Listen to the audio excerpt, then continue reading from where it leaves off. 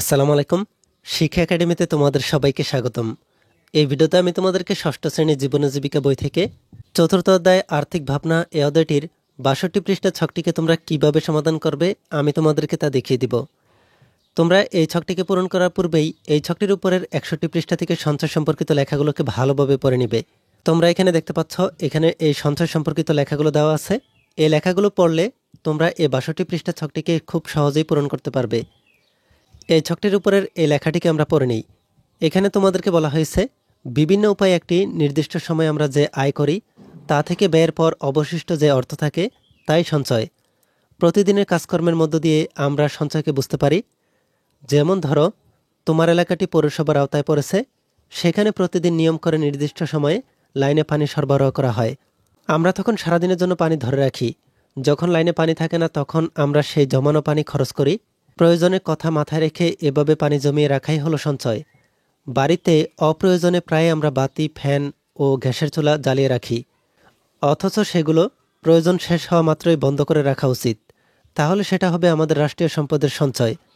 তাহলে তোমরা এখানে দেখতে পাচ্ছ, আমরা এই ছোট্ট লেখাটির মাধ্যমেই সঞ্চয় সম্পর্কে একটি ধারণা পেতে পারি। এই সঞ্চয় সম্পর্কিত তোমাদেরকে এখানে একটি ছক দেওয়া হয়েছে। এই ছকটিকে তোমাদেরকে পূরণ করতে হবে। এখানে তোমাদেরকে এই ছকটিতে প্রথমে দেওয়া হয়েছে আয়। এই আয়টি কী বাবদ এবং কত। এরপরে তোমাদেরকে লিখতে হবে ব্যয়। এই ব্যয়টিও কী বাবদ এবং কত। এরপর সর্বশেষে এই আয় ও ব্যয় থেকে তোমার সঞ্চয় কত তা তোমাদেরকে এখানে লিখে রাখতে হবে। তোমাদেরকে এখানে একটি উদাহরণ দেখানো হয়েছে। তোমরা এখানে ১ নম্বরে দেখতে পাচ্ছ, এখানে আয় হচ্ছে সেলামি, প্রণামী অথবা উপহার বাবদ ১০০ টাকা। এই ১০০ টাকা আয় থেকে ব্যয় হয়েছে খেলনা বাবদ ৫০ টাকা।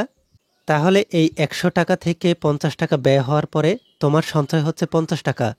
এভাবে তোমাদেরকে এই ছকটিতে তোমাদের আয়, ব্যয় এবং সঞ্চয় দিয়ে পূরণ করতে হবে। আমি তোমাদেরকে এই ছকটির জন্য একটি নমুনা উত্তর দেখিয়ে দিচ্ছি। তোমরা আমার দেওয়া নমুনা উত্তরটিকে ভালোভাবে দেখে তোমাদের নিজেদের মতো করে তোমাদের আয়, ব্যয় এবং সঞ্চয় দিয়ে এই ছকটিকে পূরণ করে নিবে।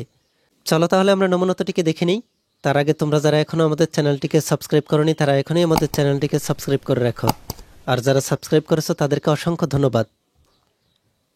নমুনাটিতে আমি এখানে ২ নম্বরে আয়ের জায়গায় লিখেছি টিফিনের টাকা হচ্ছে ৫০ টাকা আর ব্যয় হচ্ছে খাবার ক্রয় ৩০ টাকা।